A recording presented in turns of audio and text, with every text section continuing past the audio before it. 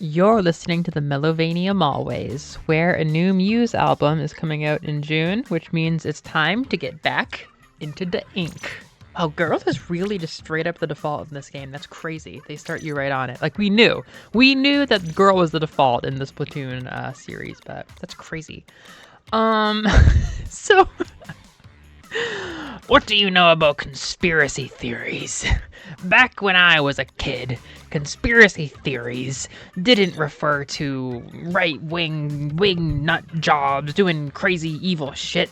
It meant aliens and, I don't know, far goofier, more lighthearted things. I mean, to my knowledge, as a 10-year-old who followed a bunch of prog rock bands who had a lot of conspiracy theories about them.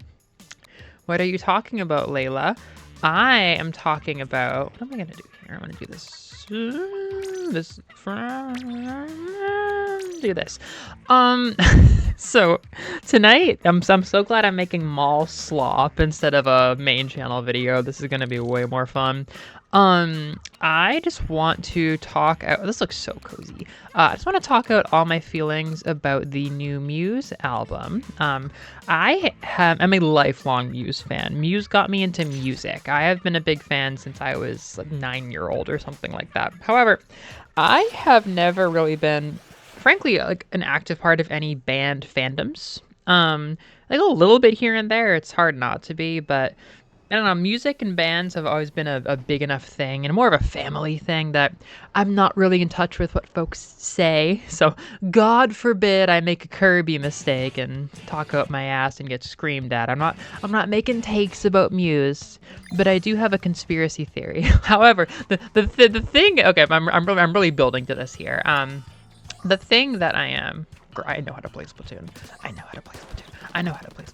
The thing that I am building you towards is I have observations about the release of Splatoon games and the last two Muse albums, maybe 3, you could probably argue for 3, have been eerily connected.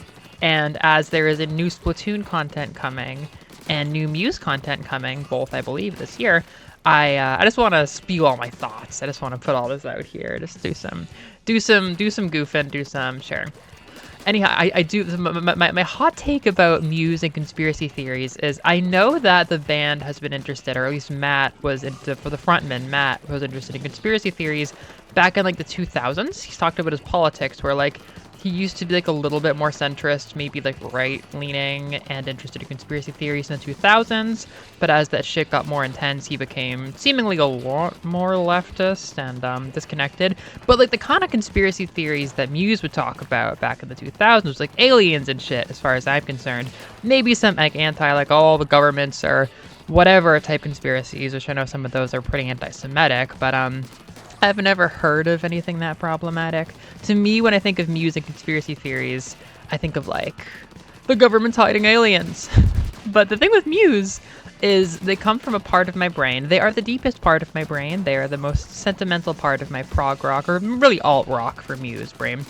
But when I got into music, right, I got into Muse through Guitar Hero. And then I went to my guitar lessons, and I'm like, you know what? I finally found music that I like. Get me on that Muse shit. And my beloved guitar teacher, who I'm now older than probably. Well, he's not dead. He's still growing, but I'm definitely older now than he was then.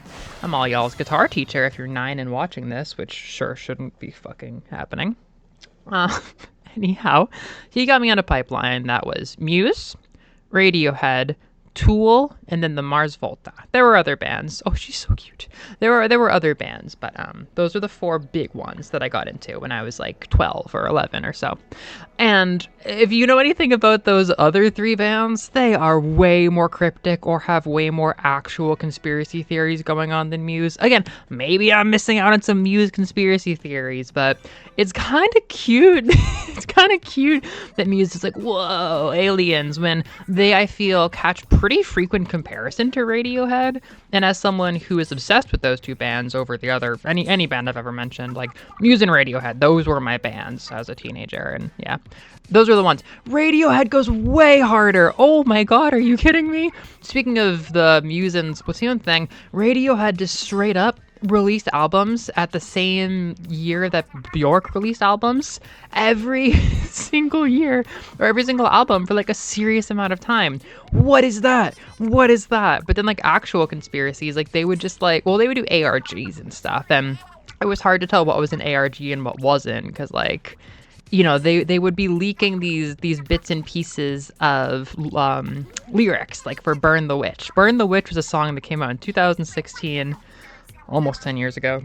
And they left trickles of the song all over their art. They would have these like ARG type websites so you can explore, like, you know, Toby Fox style kinda.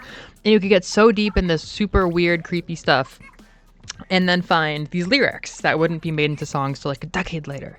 And, you know, there was just all this stuff, like, you know, the actual conspiracy theory that I'm most familiar with was back in maybe 2000, well, the mid 2010s, people suddenly were like, you know what? OK Computer and In Rainbows were a double album. What the fuck do you mean by that? Those are the two most beloved albums they have. And they were released like almost 10 years apart, right? The In Rainbows was like 2000, somewhere between 2005 and 2007. And OK Computer was right at the end of the 90s. But kind of like the big kingpin song, like the song from In Rainbows, Nude, was absolutely written during the OK Computer era and held on to. And people, for some reason, made this like binary themed conspiracy theory, like 0010. I forget where the binary stuff comes from, but they, for some reason, used binary in order to deduce that there's this like coding that you have to use like the front of In Rainbows. There's like a section where the I and the O of Radiohead and make like a 1 and a 0 or whatever. Anyhow, the point of it was like most of the music for In Rainbows was written during the OK Computer era, and to prove it that this was always intended to be a double album, you could lasagna all the songs on these two albums together, and supposedly, hello Akiki, we're both starting fresh. Supposedly they would like flow perfectly, and I did this when I was a kid, and it was like fine. I don't know. I don't really buy into any of that. The big thing with that theory is like they stopped writing good music before it was even the year 2000. Like their best albums were both made at the same time. Like they didn't go back to making like super good whatever music with In Rainbows. It was all kept in a safe for a rainy day. They ran out of ideas, which there's so many issues with that because I really love a lot of stuff about the weirder like why? Wait a minute. This isn't even the first time we've talked about Radiohead and Splatoon, but today is not Radiohead's day. I did a whole main channel video that would definitely be mall slop by today's standards. About Kid A and Amnesiac. Anyhow, I love those albums. Anyhow, there are so many bands that are similar to Muse, even Radiohead, who often get given, I think, kind of unfair direct comparison to Muse. They're very different bands who have way more going on with conspiracy theories. But I've got a legit conspiracy theory for you.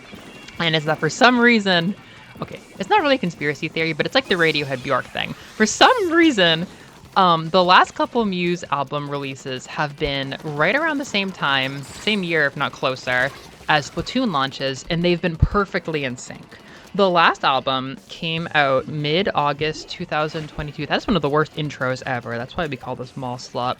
August 2022, we get the reveal, the real reveal of Splatoon 3 and Will of the People, right around the demo, right around the global test fire, mid-August. And then Splatoon 3 comes out proper on, I think, did they do 9/9? They probably did do 9/9. September 9th. They are literally both desert anarchy. They're literally both about desert anarchy. Like, Will of the People is this very political, like, yeah, it's the name says everything. Will of the People, like this kind of anti-government thought piece kind of thingy. The imagery is all desert. There's a lot of anarchy symbols. This shit was put out within days of Anarchy Rainbow. When Anarchy Rainbow got revealed to the world, it was right around the same time as Will of the People. This was the same moments in culture. Literally the same one. And what were the major releases before that? Muse made an 80s synthwave album. An 80s synthwave album. Not really, you know, it was inspired by that kind of thing, but it was this very vague, vaguely cyberpunk, vaguely retro, vaguely synth, maybe almost vaguely vaporwave. I don't think it's really that vaporwave. But Octo Expansion came out the same year, and that was the 80s like mix of Outrun, synth, all this shit. Same exact thing. Same exact thing. So, Simulation Theory and Octo Expansion, literally the same thing. Second Law and Splatoon 3, literally the same thing. And I would argue, if I thought about it more, the release before that was the Splatoon series. In fact, Drones, I remember, came out in the summer. The album before Simulation Theory, LP7, right? That came out right around the same time as Splatoon, and that's kind of just like a real classic Muse, like 1984 crazy surveillance state, kind of like don't let the government become this kind of thing. And I mean, the Octarians? Like, I don't know, DJ Octavio? Like, it's not like the story of Splatoon so far hasn't been a lot of, like, you know, dictator, dystopia, like, underground octopus stuff. I don't think that's a very strong comparison, but if you wanted to argue that there was some kind of funny comparison between Drones and Splatoon 1, you could. The real thing is, I cannot believe how similar Simulation Theory and Will of the People are to Octo Expansion. And well, I suppose there is an issue here where if I'm going to treat Octo Expansion as its own release, then I kind of have to treat Side Order as its own release. And there was no Muse content that year. There was no Muse content in 2024 that I can think of. That was definitely an off year. So I guess you really can't put too much stock in this. But we have this new album coming, the Wow Signal, and now I'm going to transition to just talking about Muse with Splatoon as the B-roll, basically. And all I've got so far is the main imagery for this album is a laser, a single line laser shooting up vertically into like a space station. And one of the main things we have about the deep cut spin-off game Splatoon Raiders is a giant laser shooting up vertically into space. Or maybe not space, but shooting up indefinitely from the ocean. And that's enough to go off of, because I sure don't expect much else. Because what the heck is this album even gonna be? Okay, so now we are fully on topic now. I'm going to talk about the Muse album and the Muse albums. First, I want to go through the track names. I just gave them a read over, and I have a lot to say. For starters, like as a theme, I really hope it's just kind of like, how do you say?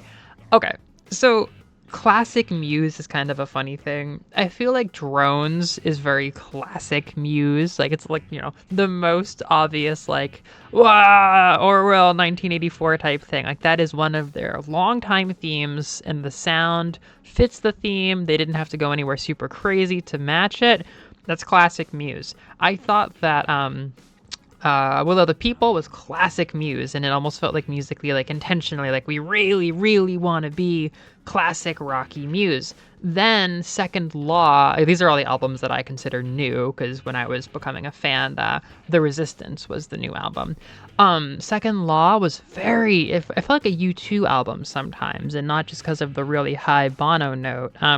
It just felt different. It felt, I don't quite know how to say it.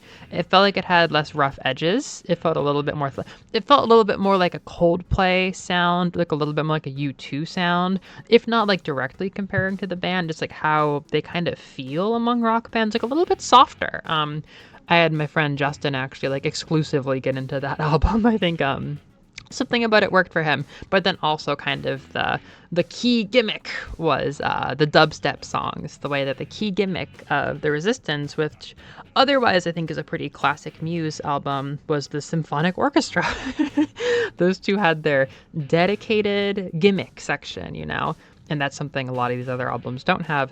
Then Simulation Theory, I think, was very intentionally different. It was trying to be this like synthwave thing, though I think that's one of the less out there ways to go, because after You Make Me Feel Like It's Halloween, I am like firmly, it's not a gimmick for Muse to go dancey. Like, it is not a gimmick. Some of their best songs have always been dancey, like Supermassive Black Hole, Undisclosed Desires, you know? That doesn't really fall into gimmick territory. So in some ways, Simulation Theory wasn't that off, but it still felt like it was specifically trying to be different with the whole synthy thing. This album, based on the album art, what I've heard, and the track names, I think there's gonna be a distinct sound, but I don't think they're trying to get that far away. You know, like the way that Simulation Theory was dedicated to the retro 80s thing.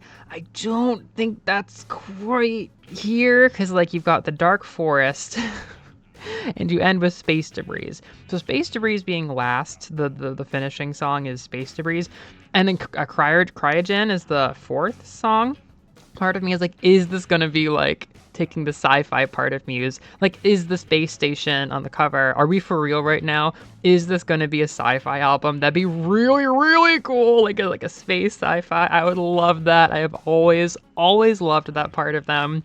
Although I think they captured that pretty decently with you know, even as far back as Black Holes and Revelations. That's, you know, Starlight, Supermassive Black Hole, Night to Sidonia, and the cover art. That's sci-fi, space sci-fi.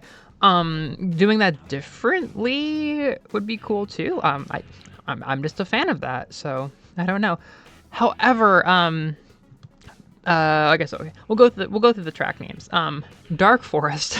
I read them kind of backwards, so that one surprised me. We open with the Dark Forest, so I it is a very dark album. Art, you know, black and red. Maybe this will be very dark.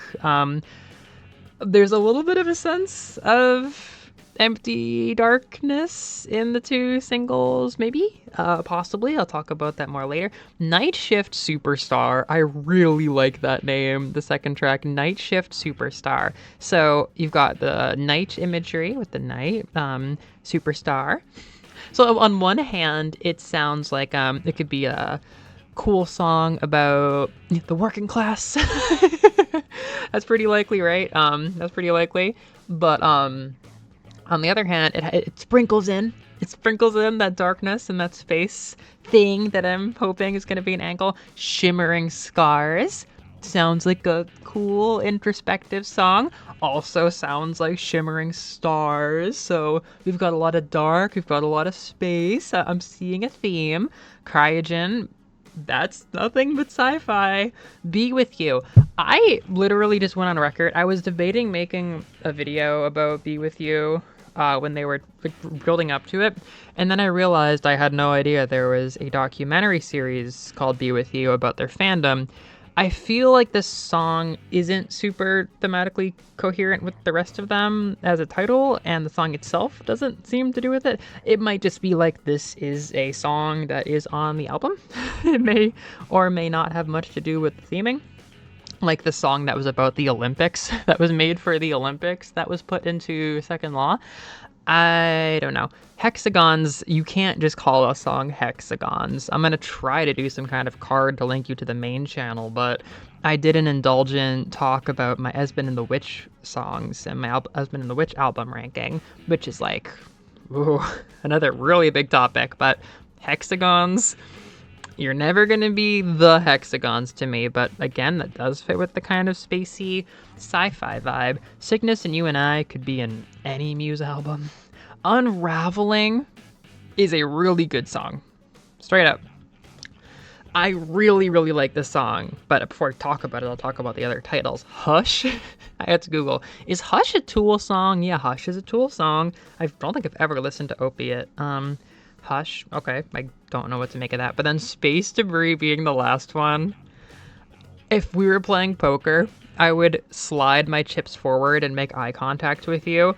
I want Space Debris to be like a 13-minute long song. It's in the seat where like the Globalist could have been. You know, like I feel like it's possible that we get another Globalist or something. I feel like they haven't done that in a minute.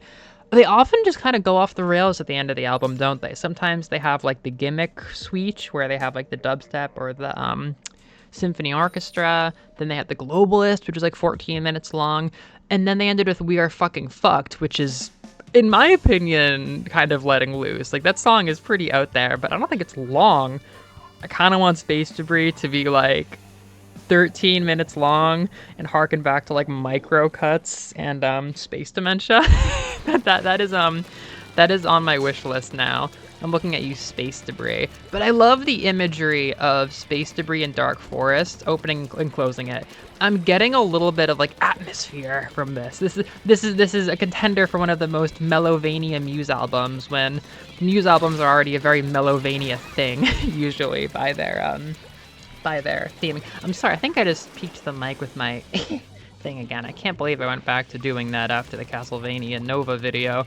I don't like how it sounds. You don't like how it sounds. Sorry, I'm still learning the Yeti. This album, man, I really don't like Be With You. I just peeked the mic, didn't I? I really don't like Be With You. I watched some of the documentaries, and they seem really cool. I'd like to watch more. It would have been fine as like a "We Love Our Fans" kind of song. I don't care one way or another that it's on the album. I listened to it like 5 times. It doesn't really have a lot to me. It feels a little bit like it's fishing for the mad. And I am cynical about that, but I am not, as a whole, going to poo-poo the concept of fishing for a nice vocal hook, because Unraveling is a really good song. I popped off when I saw that Unraveling is on this album. Because recently, I've been mad that some bands put out really good singles and then don't put them on the albums. Portugal the Man, I'm going to talk about them more in the future. I've been working on their album ranking video for a while. They put out a really, really good single called What Me Worry, which was extremely like optimistic and lighthearted and like hippie Portugal the Man. And then they didn't put it on their very grim Chris Black Changed My Life kind of memorial album, which I think is probably a thematic choice more than anything. But I'm like, this album isn't my favorite, and it would have been a lot better with What Me Worry, but I do respect the artistic integrity there if they thought that it would have ruined the memorial album vibe. No worries there. Goodbye, Blobber Player. So that's whatever, but Unraveling is really good. I almost made a couple of videos about Unraveling when I was just dipping my toes into making music-related videos, if that's not what I'm doing here, playing Splatoon and babbling like a mad woman. Unraveling is so... I guess this kind of transitions into half my thoughts about new Muse albums and half my thoughts about the album as it is introducing itself through these 2 songs. And again, there may not be much connection. I may be overexcitedly looking for patterns way too early.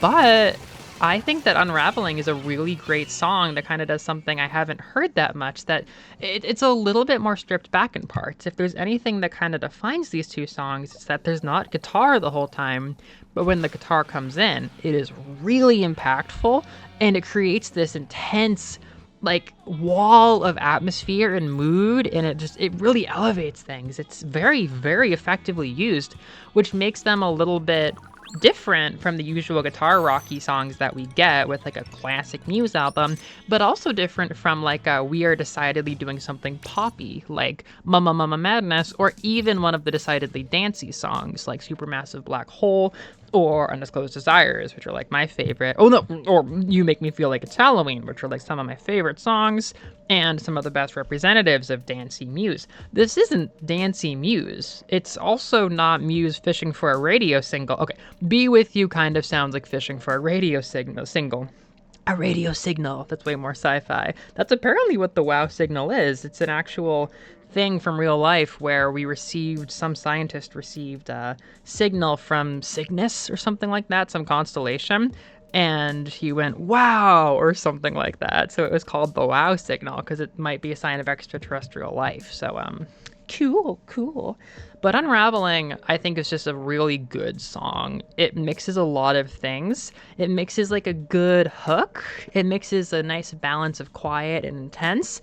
And it really just creates a cool dramatic atmosphere that is unabashedly like dramatic and a little cheesy in a way that I love from Muse. It's a very Musey song, and that's cool. If this album is a little bit more stripped back with less guitar, but has the same level of thoughtfulness as Unraveling, it could be a great, great album in my opinion. That's basically what I wish that Pierce the Veil did when they stripped back for their most recent album, which it's now been a long time since. They made The Jaws of Life, which was their first album without their drummer. He was canceled and removed very justifiably. And it makes me talking about the band a bit awkward because they lost so much rhythmic stuff. To be fair, they were going downhill in my opinion, even with him. But the lack of rhythm, the lack of drums is a very big problem with the albums that I don't like. So, hate the man, but I can't deny I kind of want a new drummer to do the same thing, because I really did like the drums. Complicated feeling right there. But I am not at all opposed to bands stripping down and doing more of like a poppy thing, fishing for hooks, that kind of thing. Like, it's fine. It can go really, really good. Like, hello, I mentioned Mars Volta earlier. This is my rant. This is my pre-packaged canned rant about this topic, but it's fun getting to use it for Muse. When the Mars Volta came back, A, I never thought they would come back. B, they're a conspiracy. Sorry, that's not a conspiracy theory. That's just an actual thing you can't say, the reason that they disappeared for a while. That is, I believe every bit of that. That is absolutely true why they disappeared. But when they came back, they went from being like behemoths of guitar fusion, prog, everything metal, to boat music, like boat pop, like easy listening, put it on your yacht kind of music. But those songs, specifically in the first comeback album, are so good. They're so well written. They have the same integrity. I do not care that they're 3.5 minutes long. I do not care whether or not they have guitar. It's good music. So I would be surprised if Muse did anything like that, but to be clear, I am totally game for that kind of pivot for a rock band. I just need the songs to be good. And so far, I have confidence. Like, Be With You, it has a purpose. It's like the cute, let's all sing it together at the concerts kind of Kumbaya song. It is Kumbaya by Kumbaya, essentially. And that's fine. But Unraveling as another song with more meat to it, very, very promising. And that kind of brings me to the next thing where it's like, I would really like the pairing of sci-fi darkness and like super fantasy imagery with a more like low-key, a little bit more poppy, kind of like darker, more moodier kind of album. That'd be really, really fun if it was dark and moody, but also catchier and like more easy listening. That's addictive. That's really addictive. I love that balance. But whatever it is, I was re-looking at all the Muse albums that have come out that I've followed, and I always listen to them and I always get excited for a bit. I noticed one thing was that there are a lot of Muse songs I'm just not that into. I'm sorting out all their catalog into like tiers right now for maybe potential videos, but just because I like doing it. And I'm realizing there's a lot of songs on every album that I frankly don't care about. Like, I may not be the best Muse fan, but there has not been any of these albums that have come out where I don't get one song that's like, this is one of my top 10 Muse songs. They feel like such a consistent band. That's why I'm making this fun little rant. They are such a consistent band. Like, they keep putting out albums and they keep being pretty good. They haven't done anything where it's like, you know, in rainbows, like, holy shit, this is the best shit they've done in ages. But The Dark Side off of Simulation Theory is an incredible song. That's one of my top Muse songs. There's numerous songs on Drones, but Dead Inside is an incredible song in my opinion. You Make Me Feel Like It's Halloween is definitely a top 10, if not top 5 song for me for Muse, and that's in the funny dancey style too. I don't know that Will of the People is aging that well. I had a ticket to go see the concert, and I wasn't actually able to do it, unfortunately, which is really sad. I was writing my thesis. I was starting to collapse from the pressure of everything and my thesis defense, so going to New York, unfortunately, wasn't in the cards anymore, which was really sad, but I wanted to see the WAP tour. I really wanted to see Muse again. That might have cemented a few of them as bigger bangers, but going back now, almost 4 years later, hasn't sat well. There's a lot of like B plus songs that just can't get much higher for me. They're like good, but I don't know.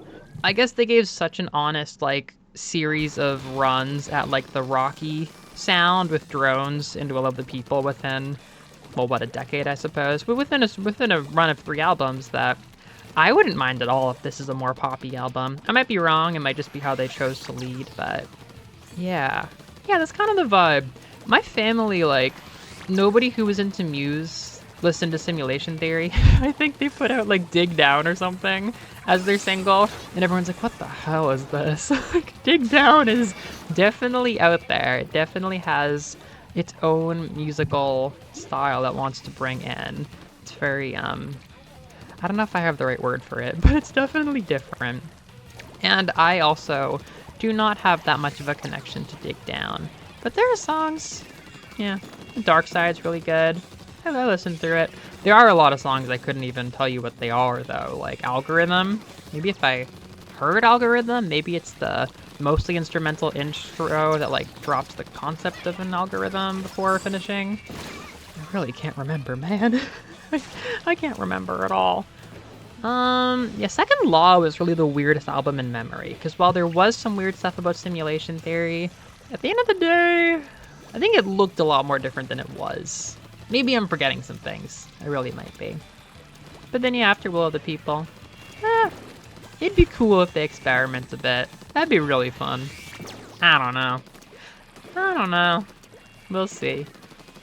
Honestly, if they do release any single from this album before Gumi's birthday when this comes out, you might catch me thinking more about it. If I can do any amount of, like, thinking about potential vibes and themes and, like, prediction things I can do with the album, I might come back now that I've talked about it this much. The Dark Forest and Space Debris, it's a lot of fun. I really like that. I don't know. All right. Happy Muse Monday. Bye.